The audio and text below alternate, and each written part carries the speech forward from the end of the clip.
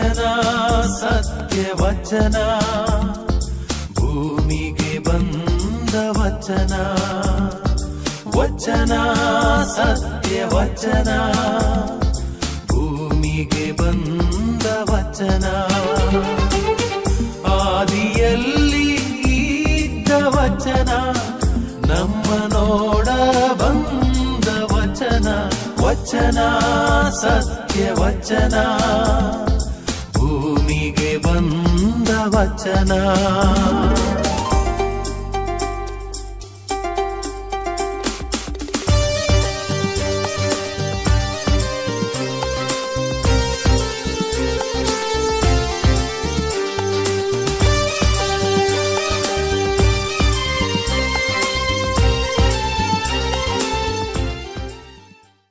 ಪ್ರಿಯರೇ, ವಚನಾಮೃತ ಕಾರ್ಯಕ್ರಮಕ್ಕೆ ನಿಮ್ಮೆಲ್ಲರನ್ನು ಸ್ವಾಗತಿಸುತ್ತೇನೆ.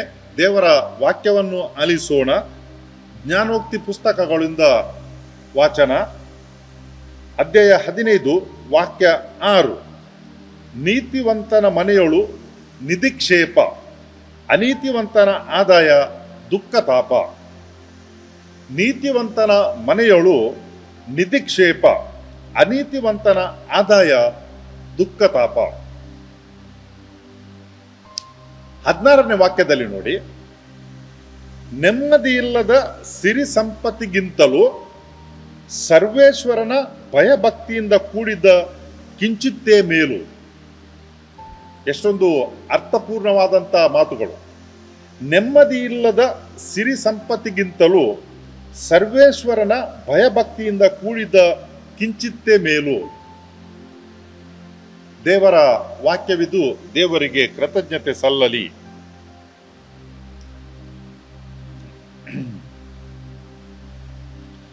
ನೀತಿವಂತನ ಮನೆಯಲ್ಲಿರುವಂತ ಆ ನಿಧಿಕ್ಷೇಪ, ಅದು ನೆಮ್ಮದಿಯಿಲ್ಲದ ಸಿರಿ ಸಂಪತ್ತಿಗಿಂತಲೂ ಮೇಲು. ದೇವರು ನೋಡಿ ಮನುಷ್ಯನಿಗೆ ಸ್ವಾತಂತ್ರ್ಯವನ್ನು ನೀಡಿದ್ದಾರೆ. ಯಾವ ರೀತಿಯ ಸ್ವಾತಂತ್ರ್ಯವನ್ನು ನೀಡಿದ್ದಾರೆ? ನಮಗೆ ಮಾತನಾಡುವಂತಹ ಸ್ವಾತಂತ್ರ್ಯವನ್ನು ನೀಡಿದ್ದಾರೆ. ನಾವು ಮಾತನಾಡುವಾಗ ಒಳ್ಳೆಯದನ್ನು ಮಾತನಾಡಬಹುದು, ಕೆಟ್ಟದ್ದನ್ನು ಕೂಡ ಮಾತನಾಡಬಹುದು. ಆ ಸ್ವಾತಂತ್ರ್ಯ ನಮಗಿದೆ. ಆದರೆ ನಾವು ಆಯ್ಕೆ ಮಾಡಬೇಕು. ಏನನ್ನು ಮಾತನಾಡಬೇಕು? ಒಳ್ಳೆಯದನ್ನು ಮಾತಾಡಬೇಕು.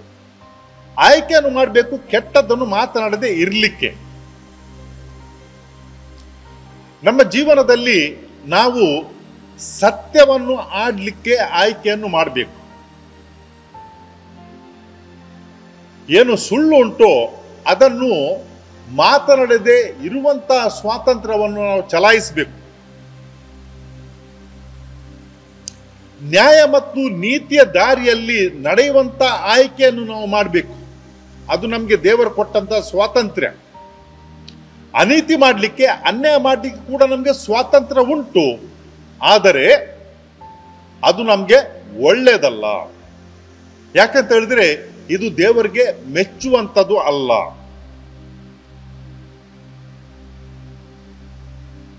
ಆದರೆ ನಮ್ಮೊಳಗೊಂದು ಆಸೆ ಇರ್ತದೆ, ಶೋಧನೆ ಇರ್ತದೆ. ಅದೇನಂತ ಹೇಳಿದ್ರೆ ಸಾಮಾನ್ಯವಾಗಿ ಹೀಗೇನೆ ಆಗುವುದು. ಯಾವುದಾದ್ರೂ ಬೇಡ ಅಂತ ಹೇಳಿದ್ರೆ ನಮ್ಮ ಒಳಗೆ ತಿರುಗಿ ಬೀಳುವಂತಹ ಸ್ವಭಾವ ಉಂಟು. ಯಾಕೆ ಬೇಡ? ಏನಾದ್ರೂ ಮಾಡು ಅಂತ ಹೇಳಿದ್ರೆ ಯಾಕೆ ಮಾಡಬೇಕು? ತಿರುಗಿ ಬೀಳುವಂತಹ ಸ್ವಭಾವ, ರಿಬೆಲಿಯಸ್ ಆಟಿಟ್ಯೂಡ್, ಡಿಫೈನ್ಸ್. ಇದು ಏನ್ ಮಾಡ್ತದಂತ ಹೇಳಿದ್ರೆ, ಯಾರು ನಮಗೆ ಬುದ್ಧಿವಾದವನ್ನು ಹೇಳಿದ್ದಾರೆ ಅದರ ವಿರುದ್ಧ ಈ ತಿರುಗಿ ಬೀಳುವಂತಹ ಸ್ವಭಾವವನ್ನು ನಾವು ತೋರ್ಪಡಿಸಿದರೆ, ನಮ್ಮ ಹಿರಿಯರಿಗಿರಬಹುದು ಅಥವಾ ಯಾರಾದರೂ ಬುದ್ಧಿವಾದ ಹೇಳುವಂಥವ್ರು, ಅವರ ವಿರುದ್ಧ ನಾವು ಹೋಗ್ತೇವೆ. ಅವರಿಗೇನಾದರೂ ಇದರಿಂದ ನಷ್ಟ ಆಗುವುದಿಲ್ಲ, ಅವರಿಗೇನು ಕೂಡ ಇದರಿಂದ ನಷ್ಟ ಆಗುವುದಿಲ್ಲ. ಯಾಕೆಂತ ಹೇಳಿದ್ರೆ ಈ ಹಿರಿಯರು ಅವರವರ ಜೀವನವನ್ನು ಅನುಭವಿಸಿದ್ದಾರೆ. ಅದಕ್ಕಾಗಿ ಅವರ ಅನುಭವದಿಂದ ಅವರು ಹೇಳ್ತಾರೆ ಹೀಗೆ ಬೇಡ, ಒಳ್ಳೆದಲ್ಲ ಅಂತ ಹೇಳಿಕೊಂಡು. ಯಾರಾದರೂ ಅದರ ವಿರುದ್ಧ ಯಾಕೆ ಬೇಡ ಅಂತ ಹೇಳಿಕೊಂಡು ಈ ಅನ್ಯಾಯದ ಮತ್ತು ಅನೀತಿಯ ದಾರಿಯಲ್ಲಿ ನಡೆದರೆ ದೇವರ ಆಶೀರ್ವಾದ ಅದಕ್ಕೆ ಇರುವುದಿಲ್ಲ, ಹಿರಿಯರ ಆಶೀರ್ವಾದ ಅದಕ್ಕೆ ಇರುವುದಿಲ್ಲ. ಏನೋ ಸ್ವಲ್ಪ ಸಮಯಕ್ಕೆ ಅದು ಒಳ್ಳೆಯದಂತ ಅನಿಸಿಕೊಳ್ಬಹುದು, ಆದರೆ ದೀರ್ಘಕಾಲಕ್ಕೆ ಖಂಡಿತವಾಗಿಯೂ ಅದು ಒಳ್ಳೆಯದಾಗುವುದಿಲ್ಲ. ಇತ್ತೀಚೆಗೆ ನಾನೊಬ್ಬ ವ್ಯಕ್ತಿ ಮಾತನಾಡುವುದನ್ನು ನೋಡಿದೆ. ಅವರೇನು ಹೇಳ್ತಿದ್ದಾರೆ ಅಂತ ಹೇಳಿದ್ರೆ, ನಾನೇನು ಮಾಡಿದ್ದೇನೆ, ಕೆಟ್ಟ ಕೆಲಸ ಮಾಡಬಾರ್ದಿತ್ತು, ಈಗ ಪಶ್ಚಾತ್ತಾಪ ಆಗ್ತದೆ. ಏನು ಕೆಟ್ಟದನ್ನು ಮಾಡಿದ್ದೇನೆ ಅದಕ್ಕೆ ಪ್ರಾಯಶ್ಚಿತ್ತ ಮಾಡಿಯೇ ಮಾಡಬೇಕು, ಎಲ್ಲಿ ಕೂಡ ಹೋಗುವುದಿಲ್ಲ. ಈ ಪ್ರಪಂಚ ಹೇಗೆ ಉಂಟು ಅಂತ ಹೇಳಿದ್ರೆ ಅದು ವೃತ್ತಾಕಾರದಲ್ಲಿ ಉಂಟು, ಅದು ತನ್ನ ಪಥದಲ್ಲಿ ಚಲಿಸ್ತಾ ಇರುವುದು. ಯಾವ ರೀತಿಯಲ್ಲಿ ಚಲಿಸ್ತದೆ? ವೃತ್ತಾಕಾರದಲ್ಲಿ. ಅರ್ಥ ಏನಂತ ಹೇಳಿದ್ರೆ, ತಿರುಗಿ ತಿರುಗಿ ನಾವೇನನ್ನು ಕೊಟ್ಟಿದ್ದೇವೆ ಅದು ನಮ್ಮಲ್ಲಿಗೆ ಬರ್ತದೆ. ಒಳ್ಳೆ ಮಾತುಗಳನ್ನು ನಾವು ಆಡಿದ್ದರೆ ಇನ್ನೊಬ್ಬರಿಂದ ಪರರಿಂದ ಒಳ್ಳೆ ಮಾತುಗಳು ನಮಗೆ ಸಿಗ್ತವೆ. ನಾವೆಲ್ಲಿಯಾದರೂ ಕೆಟ್ಟದನ್ನು ಮಾತನಾಡಿದ್ದರೆ ಮತ್ತೊಂದು ಸಲ ಇತರರಿಂದ ಕೆಟ್ಟದ್ದು ನಮಗೆ ವಾಪಸ್ ಬರ್ತದೆ.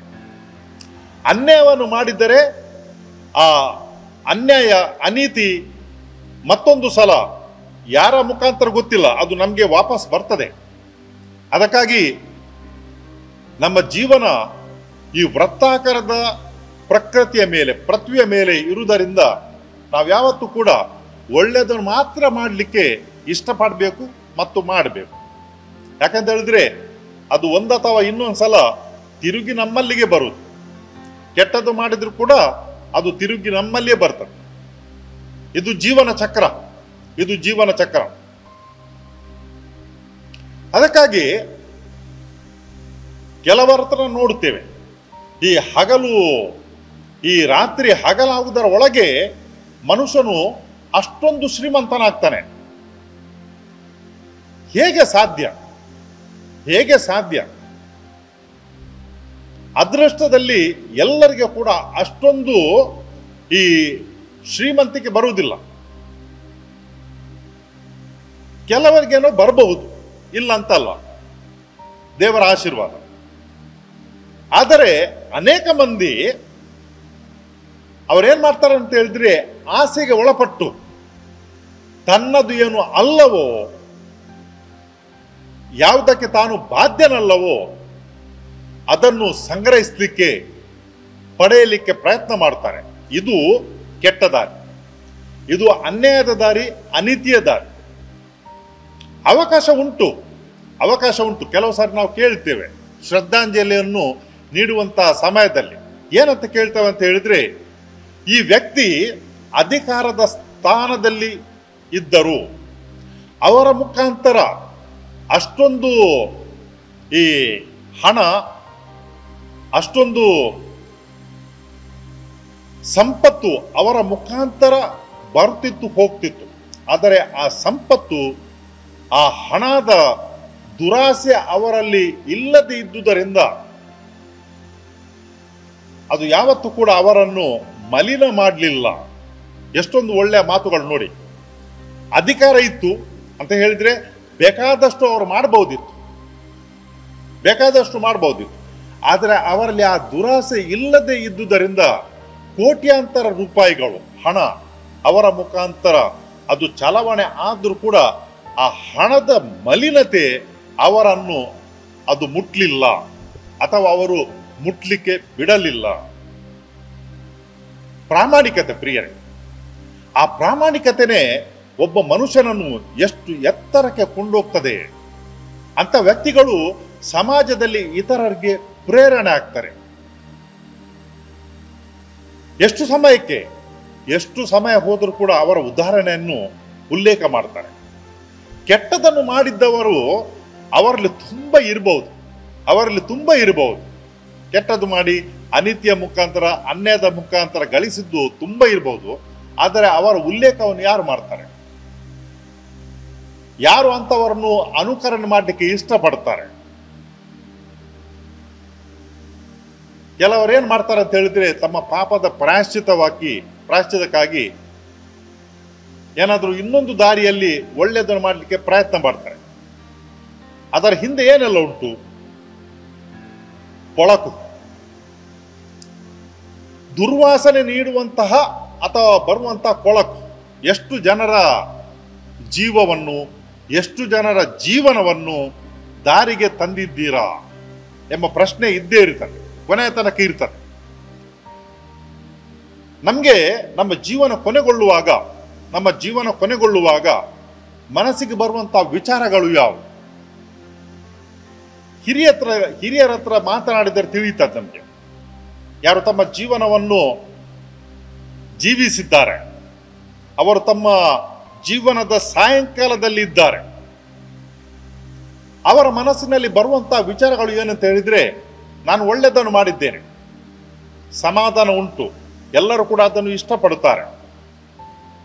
ನಾನು ಕೆಟ್ಟದನ್ನು ಮಾಡಿದ್ದೇನೆ, ಅದು ನನ್ನ ಒಳಗೆ ಚುಚ್ಚುತ್ತದೆ,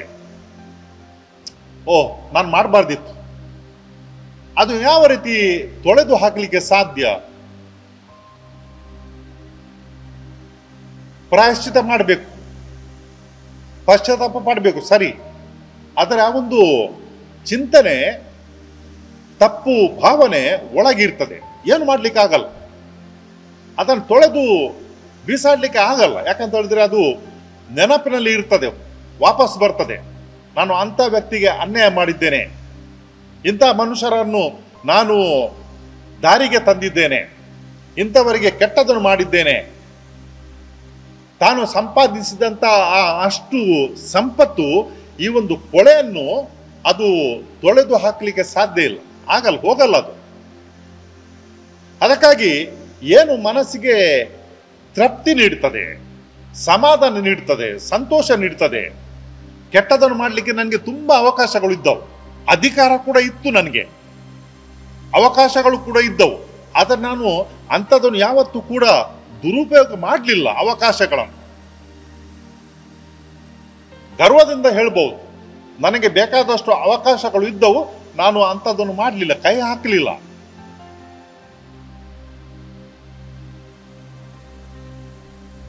ನೆಮ್ಮದಿ ಇಲ್ಲದ ಸಿರಿ ಸಂಪತ್ತು, ಅದಕ್ಕಿಂತ ಸರ್ವೇಶ್ವರನ ಭಯಭಕ್ತಿಯಿಂದ ಕೂಡಿದ ಕಿಂಚಿತ್ತೇ ಮೇಲು.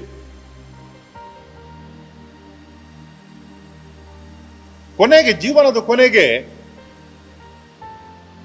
ನಾವೇನನ್ನು ನೋಡ್ತೇವೆ ಅಂತ ಹೇಳಿದ್ರೆ, ನಮ್ಮನ್ನು ಸೃಷ್ಟಿಸಿದಂತ ಆ ಸರ್ವೇಶ್ವರನನ್ನು ನಾವು ನೋಡ್ಲಿಕ್ಕೆ ಇಷ್ಟಪಡ್ತೇವೆ, ಅವರ ಜೊತೆಯಲ್ಲಿ ಇರ್ಲಿಕ್ಕೆ ನಾವು ಇಷ್ಟಪಡ್ತೇವೆ. ಯಾಕಂತ ಹೇಳಿದ್ರೆ ಭೂಮಿಯ ಮೇಲಿನ ಜೀವನ ಅದು ಮುಗೀತಾ ಬಂತು. ಇನ್ನೇನಂತ ಹೇಳಿದ್ರೆ, ಯಾರು ತಾನೇ ಈ ಪ್ರಪಂಚದ ಜೀವನ ಮುಗಿಯುವಾಗ ನನ್ನದೆಲ್ಲ ಕೂಡ ಮುಗಿಯಿತು, ಇನ್ನೇನಿಲ್ಲ ಅಂತ ಶೂನ್ಯದಲ್ಲಿ ಇರ್ಲಿಕ್ಕೆ ಬಯಸ್ತಾರೆ? ಯಾರು ಕೂಡ ಇಲ್ಲ. ಎಲ್ಲರ ಮನಸ್ಸಿನಲ್ಲಿ ಏನುಂಟಂತ ಹೇಳಿದ್ರೆ, ನನ್ನ ಈ ಪ್ರಪಂಚದ ಜೀವನ ಮುಗೀತಾ ಬಂತು, ಇನ್ನು ಮುಂದೆ ನಾನು ದೇವರ ಜೊತೆಯಲ್ಲಿ ಇರಬೇಕು ಅಂತ ಹೇಳಿ.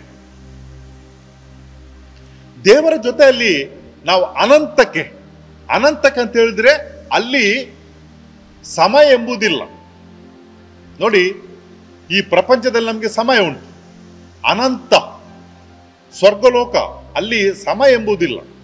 ದೇವರ ಜೊತೆಯಲ್ಲಿ ಇರುವುದು, ಅದರಲ್ಲಿ ಅಥವಾ ಅಲ್ಲಿ ಇರಬೇಕಿದ್ರೆ ನಾವೇನು ಮಾಡ್ಬೇಕಂತ ಹೇಳಿದ್ರೆ, ಈ ಪ್ರಪಂಚದಲ್ಲಿ ಇರುವಾಗ ದೇವರ ಭಯಭಕ್ತಿಯಿಂದ ಜೀವಿಸಬೇಕು, ದೇವರ ಭಯಭಕ್ತಿಯಿಂದ ಜೀವಿಸಬೇಕು. ಅದೇ ತಾನೇ ನಮಗೆ ಕೊನೆಗೆ ಲೆಕ್ಕಕ್ಕೆ ಬರುವುದು. ನಾನು ಎಷ್ಟು ಗಳಿಸಿದ್ದೇನೆ, ನಾನು ಎಷ್ಟು ದೋಚಿದ್ದೇನೆ, ಯಾವುದು ಕೂಡ ಲೆಕ್ಕಕ್ಕೆ ಬರಲ್ಲ. ಕೆಲವು ಬಾರಿ ಫೇಸ್ಬುಕ್ನಲ್ಲಿ ನಾನು ನೋಡ್ತಾ ಇರ್ತೇನೆ, ಆ ಒಂದು ಚಿತ್ರಣ ಯಾವಾಗಲೂ ಕೂಡ ಕೆಲವರು ಫಾರ್ವರ್ಡ್ ಮಾಡ್ತಾ ಇರ್ತಾರೆ. ಅದೇನಂತ ಹೇಳಿದ್ರೆ, ಮನುಷ್ಯನ ಜೀವನದ ನಂತರ ಅಂತ ಹೇಳಿದ್ರೆ ತನ್ನ ಜೀವನವನ್ನು ಮುಗಿಸಿದ ಮೇಲೆ ಯಾವ ಪೆಟ್ಟಿಗೆಯಲ್ಲಿ ಅಥವಾ ಮಣ್ಣಿನಲ್ಲಿ ಆತನನ್ನು ಇಡ್ತಾರೋ ಆ ಒಂದು ಚಿತ್ರಣ, ಏನಿಲ್ಲದ ಬಡವನಿಗೆ ಕೂಡ ಒಂದೇ ರೀತಿಯ ಆ ಒಂದು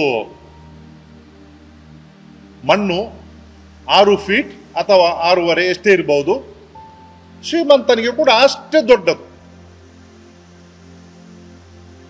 ತೆಗೆಯುವಂತ ಗುಂಡಿ, ಆ ಗುಂಡಿಗೆ ಮತ್ತೆ ಈ ಗುಂಡಿಗೆ ಏನು ಕೂಡ ವ್ಯತ್ಯಾಸ ಇಲ್ಲ, ಒಂದೇ ಲೆಕ್ಕದಲ್ಲಿ, ಒಂದೇ ಲೆಕ್ಕದ್ದು ಗುಂಡಿಗಳು ತೋರಿಸ್ತಾರೆ.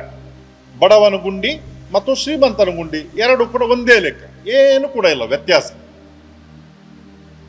ಏನೆಷ್ಟು ಇದ್ದರೂ ಕೂಡ ಇಲ್ಲೇ ಬಿಟ್ಟು ಹೋಗಬೇಕು ವಿನಃ ಮತ್ತೆ ಅದನ್ನು ಕೊಂಡೊಯ್ಯಲಿಕ್ಕೆ ಸಾಧ್ಯ ಇಲ್ಲ.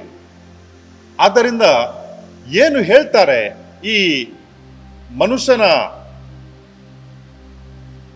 ಶವ ಸಂಸ್ಕಾರದ ಸಮಯದಲ್ಲಿ ಏನು ಹೇಳ್ತಾರೆ ಜನರು, ಕೆಟ್ಟದನ್ನು ಹೇಳುವುದಿಲ್ಲ, ಕೆಟ್ಟದನ್ನು ಯಾರು ಕೂಡ ಹೇಳುವುದಿಲ್ಲ. ಆ ಸಮಯವಲ್ಲ ಹೇಳಲಿಕ್ಕೆ. ಇನ್ನು ಆತನು ದೇವರ ಮುಂದೆ ಇದ್ದಾನೆ, ನಾವೇನು ಕೂಡ ಅದರ ಬಗ್ಗೆ ತೀರ್ಪು ನೀಡಲಿಕ್ಕಿಲ್ಲ, ಹೇಳಲಿಕ್ಕಿಲ್ಲ. ಸರಿ, ಒಳ್ಳೆಯದು. ಏನನ್ನು ನೆನೆಸ್ತಾರೆ ಮತ್ತೆ ಹೇಳ್ತಾರೆ, ಆ ಮನುಷ್ಯನು ಮಾಡಿದಂಥ ಸಾಧನೆ, ಅದಕ್ಕಿಂತಲೂ ಮೇಗಿನಾಗಿ ಆತನ ಗುಣಗಳು, ಸದ್ಗುಣಗಳು, ಎಷ್ಟು ಜನರಿಗೆ ಆತನು ಸೇವೆ ಮಾಡಿದನು, ಉಪಕಾರ ಮಾಡಿದನು, ತನ್ನ ಜೀವನದಲ್ಲಿ ಯಾವ ರೀತಿಯಾಗಿ ಇತರರಿಗೆ ಸಹಕಾರದಿಂದ ಆತನು ನೋಡಿಕೊಳ್ಳುತ್ತಿದ್ದನು, ಸಾಂತ್ವನದಿಂದ ಮಾತನಾಡುತ್ತಿದ್ದನು, ಒಳ್ಳೆಯತನ ಮಾತು. ಕೊನೆಯ ಸಮಯದಲ್ಲಿ ಅದೇ ತನ್ನ ಲೆಕ್ಕಕ್ಕೆ ಬರುವುದು. ಅದಕ್ಕಾಗಿ ತಾನೇನು ಮಾಡಿದ್ದೇನೆ, ಎಷ್ಟು ಗಳಿಸಿದ್ದೇನೆ, ಎಷ್ಟನ್ನು ನಾನು ಸಂಗ್ರಹ ಮಾಡಿದ್ದೇನೆ, ಯಾವುದು ಕೂಡ ಲೆಕ್ಕಕ್ಕೆ ಬರಲ್ಲ.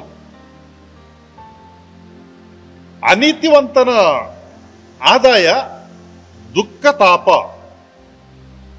ಅನೀತಿವಂತನ ಆದಾಯ ದುಃಖ ತಾಪ. ಎಷ್ಟೇ ಇರ್ಬೋದು, ಮನಸ್ಸಿಗೆ ಬರೋದು ಇದೆ. ಏನಂತ ಹೇಳಿದ್ರೆ, ನಾನು ಅನ್ಯಾಯ ಮಾಡಿದ್ದೇನೆ, ಅನೀತಿ ಮಾಡಿದ್ದೇನೆ, ಎಂತಹ ಸಾಬೂನು ಡಿಟರ್ಜೆಂಟ್ ಅನ್ನು ಕೂಡ ತೆಗೆದುಕೊಂಡರೂ ಕೂಡ ಅಥವಾ ಉಪಯೋಗ ಮಾಡಿದ್ರು ಕೂಡ ಅದು ಮಾತ್ರ ಹೋಗಲ್ಲ, ಅಂಟಿಕೊಂಡೇ ಇರ್ತದೆ, ಅಂಟಿಕೊಂಡೇ ಇರ್ತದೆ.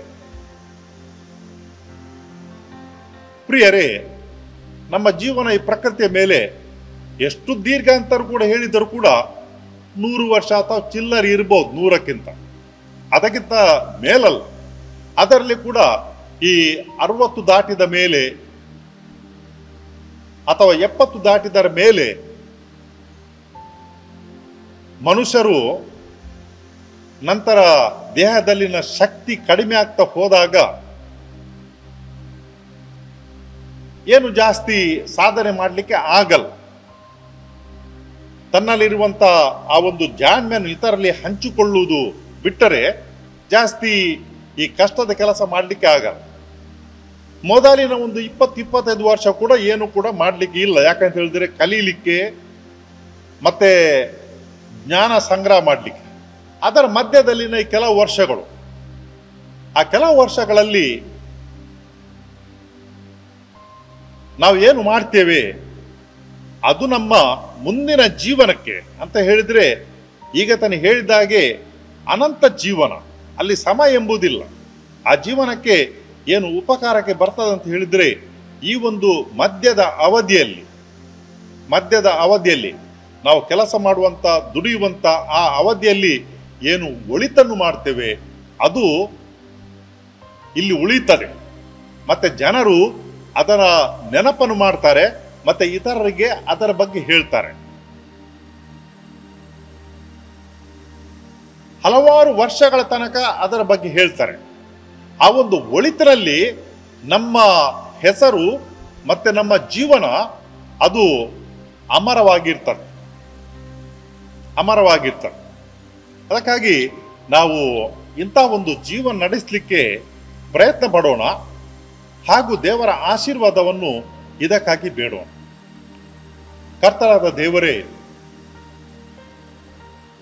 ಈ ಪ್ರಪಂಚದಲ್ಲಿ ನೀವು ನಮಗೆ ಹುಟ್ಟಿ ಬರುವಂತೆ ಮಾಡಿದ್ದೀರಿ. ಜೀವದ ದಾನವನ್ನು ನೀಡಿದ್ದೀರಿ. ನಿಮಗೆ ಕೃತಜ್ಞತೆಗಳನ್ನು ಸಲ್ಲಿಸುತ್ತೇವೆ. ನಮ್ಮ ಹಿರಿಯರಿಂದ ಏನು ಒಳಿತನ್ನು ಕೇಳಿದ್ದೇವೆ, ನಮ್ಮ ಜೀವನದಲ್ಲಿ ಏನನ್ನು ನಾವು ತಿಳ್ಕೊಂಡಿದ್ದೇವೆ, ಅದರ ಆಧಾರದಿಂದ ಹಾಗೂ ನಿಮ್ಮ ಆಶೀರ್ವಾದದಿಂದ ನಮಗಿರುವಂಥ ಅವಕಾಶ ನಾವು ಒಳ್ಳೆಯದನ್ನೇ ಮಾಡಲಿಕ್ಕೆ ನಮಗೆ ಬೇಕಾದಂಥ ಬುದ್ಧಿ ಜಾಣ್ಮೆಯನ್ನು ನೀಡಿರಿ.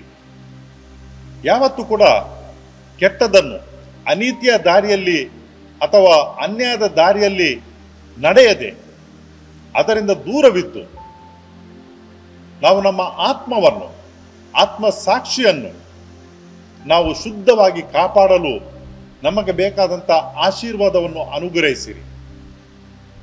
ಕರ್ತರಾದ ದೇವರೇ, ಈ ಪ್ರಾರ್ಥನೆಯಲ್ಲಿ ನಮ್ಮ ಜೊತೆ ಇರುವಂತಹ ಎಲ್ಲರ ಮೇಲೆ ನಿಮ್ಮ ಆಶೀರ್ವಾದವನ್ನು ಸುರಿಸಿರಿ. ಯಾರೆಲ್ಲರೂ ಕೂಡ ಈ ಪ್ರಾರ್ಥನೆಯಲ್ಲಿ ಪಾಲ್ಗೊಂಡಿದ್ದಾರೆ, ಅವರ ಜೀವನದಲ್ಲಿ ಎಲ್ಲಿಯಾದರೂ ಏನಾದರೂ ಕೆಟ್ಟದ್ದು ಆಗಿದ್ದರೆ ಅದನ್ನು ಅವರಿಗೆ ಕ್ಷಮಿಸಿರಿ.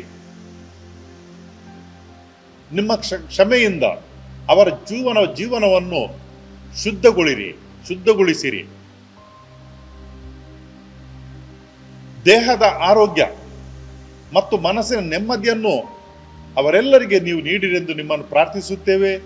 ಈ ಪ್ರಾರ್ಥನೆ ನಿಮಗೆ ಸಲ್ಲಿಸುತ್ತೇವೆ ನಿಮ್ಮ ಪುತ್ರ ಯೇಸು ಕ್ರಿಸ್ತರ ಮುಖಾಂತರ. ಆಮೆನ್.